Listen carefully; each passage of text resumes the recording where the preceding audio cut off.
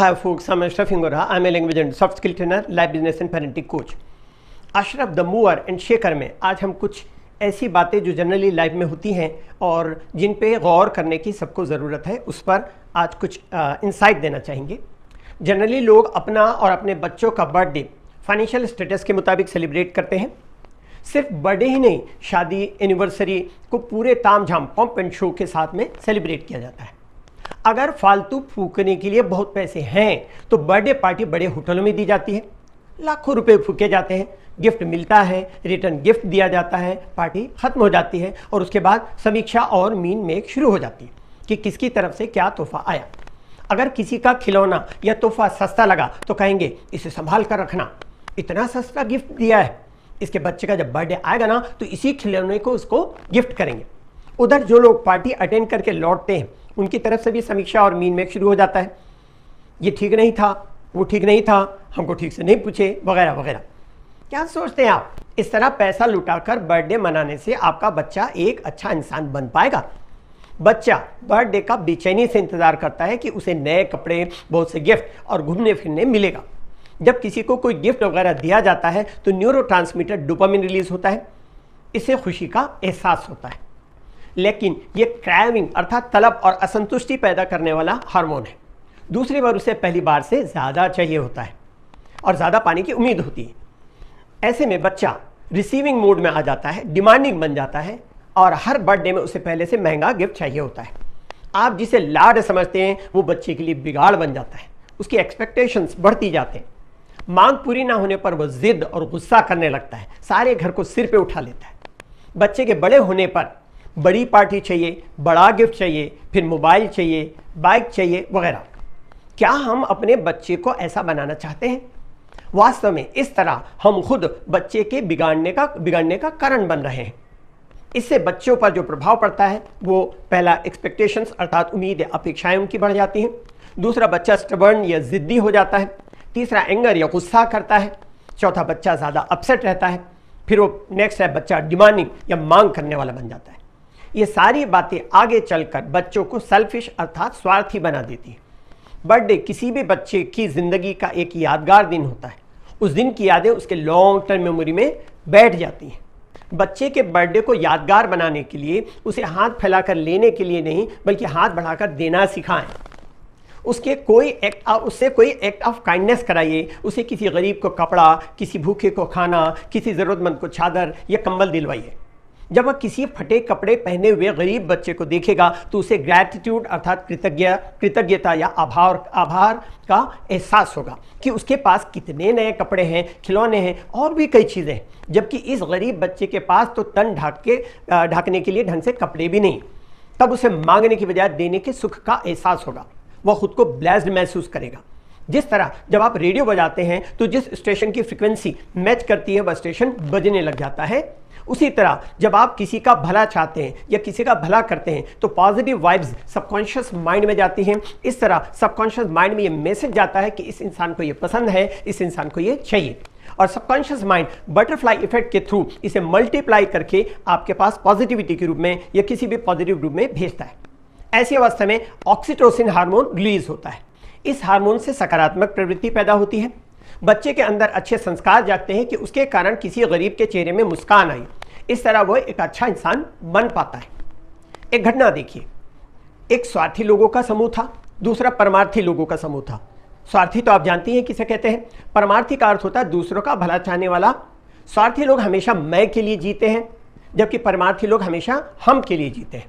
दोनों को अलग अलग जगह पर बिठाया गया और उनके सामने एक से बढ़कर एक स्वादिष्ट भोजन रखा गया, लेकिन दोनों समूह के लोगों का हाथ यहाँ से कोहनी तक, ऐसे कोहनी से ऊपर तक हाथ को लकड़ी से बांध दिया गया। स्वार्थी लोग फ्रस्ट्रेटेड महसूस कर रहे थे क्योंकि वो कोहनी को मोड़ करके भोजन को मुंह में नहीं डाल पा रहे थे। जब उनकी नज़र दूर बैठे हुए परमार्थी लोगों पर पड़ी जो बड़े खुश नजर आ रहे थे, जब स्वार्थी लोगों ने जाकर परमार्थी लोगों के समूह को देखा तो उनके भी हाथ इसी तरीके से बंधे हुए थे। वे खुद हाथ मोड़ करके भोजन नहीं कर पा रहे थे, लेकिन वह हाथ बिना मोड़े एक दूसरे के मुंह में खाना तो खिला रहे थे।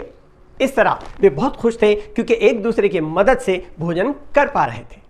इसलिए टेम्परेरी नहीं बल्कि परमानेंट खुशी चाहिए तो मांगना नहीं, देना सीखिए। देने लगोगे तो आपको इतना मिलेगा कि मांगने की कभी ख्वाहिश ही नहीं बच पाएगी। अब दूसरी बात ये भी ध्यान देने की ज़रूरत है। आपसे मैं सवाल पूछना चाहता हूं कि क्या आपने किसी को कभी टोपी को पैर में और जूते को सिर में पहनते हुए देखा? नहीं ना। बर्थडे के नाम से लोग कुछ ऐसे अनाप शनाप हरकतें करने लग जाते हैं जैसे उनके पास विवेक बुद्धि ही ना हो। दो चीज़ें जो सबसे वर्स्ट या घटिया की जाती हैं, पहला केक जो खाने की चीज़ है उसे मुंह पर लगाना, कपड़ों में लगाना। कुछ लोग तो इस हद तक पागलपन में उतर आते हैं कि पूरा केक ही मुंह पे मार देते हैं और अपनी इस मूर्खता भरी हरकत पर हंसते हैं। और दूसरा खास करके जो स्टूडेंट्स में देखने को मिलता है वह है बर्थडे बम। बर्थडे बम्स के नाम से कई बार लातों और घूसों से इस तरह से इतना मारा जाता है कि इससे घातक इंजरी हो सकती है और हो भी चुकी है। किसी भी चीज़ का अंधा अनुकरण या उसे ब्लाइंडली फॉलो करना बंद कीजिए। अपने विवेक, अपने डिस्क्रिशन का इस्तेमाल कीजिए, भेड़ चाल मत चलिए। उसी तरह बर्थडे पार्टी में party popper, ribbon spray, snow spray का इस्तेमाल किया जाता है। स्नो स्प्रे को कपड़ों पर, शरीर पर स्प्रे कर दिया जाता है। यह बहुत ज़्यादा इन्फ्लेमेबल या ज्वलनशील होता है। जलते हुए कैंडल के संपर्क में आने पर आग लग जाती है। ऐसी घटनाएं कई बार हो चुकी हैं। अब ये देखिए हादसा। इसी तरह प्री वेडिंग में शादी के पहले वुड बी हस्बैंड और वाइफ हीरो हीरोइन की तरह अलग अलग लोकेशन पर वीडियो शूट कराते हैं। शादी के पहले दूल्हा दुल्हन हीरो हीरोइन के बने फिरते हैं और शादी के बाद पास पड़ोसी अपने घर की खिड़कियां खोलकर उनकी कैट एंड डॉग लाइफ अर्थात झगड़ालू जीवन का बिना टिकट का नजारा करते हैं। आजकल शादी में कोरियोग्राफर को बाहर से बुलाया जाता है। गैर मर्द होकर भी घर की बहू बेटियों की कमर में हाथ डालकर उन्हें बेहुदे और अश्लील गाने पर नाचना सिखाता है और उन गानों पर बहू बेटियां स्टेज पर हीरोइन की तरह छोटे और बेहुदे कपड़े पहन कर दर्शकों के भूखे और भेड़ियों की तरह घूरती हुई नजरों के सामने ठुमके लगाते हुए नाचती। और विडम्बना या आयरनी ये कि इसे लेडी संगीत का नाम दिया जाता है। अगर किसी समझदार बड़े बुजुर्ग ने टोका तो उन्हें कहा जाता है तुम चुप रहो, अगर नहीं देख सकते तो मुंह घुमा कर बैठ जाओ, हम प्रोग्रेसिव लोग हैं, तुम रूढ़िवादी और पुराने विचारों के लोग हो। बचा कुचा कुछ तो आजकल लड़के और लड़कियां, बहुएं और बेटियां, मर्द और औरतें सब एक साथ स्विमिंग पूल पे उतरते हैं, उछलते कूदते हैं, फोटो और वीडियो शूट कराते हैं। इतनी भी हया बाकी नहीं रही कि जब पानी में लड़की के बदन से कपड़े चिपकते हैं, क्या बोले, बचा कुछ तो अपनी इस बेहुदी हरकत को स्टेटस में डालते हैं जैसे उन्होंने कोई बहुत अच्छा काम कर लिया हो। आजकल कुछ नया, कुछ अलग करने के नाम से क्रेन से दुल्हन दूल्हा स्टेज पर उतरते हैं। यह हादसा देखिए।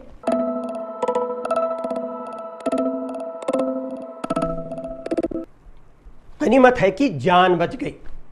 इसी तरह यह दूसरा वीडियो देखिए जिसमें दूल्हा और दुल्हन हेलीकॉप्टर से आ रहे हैं।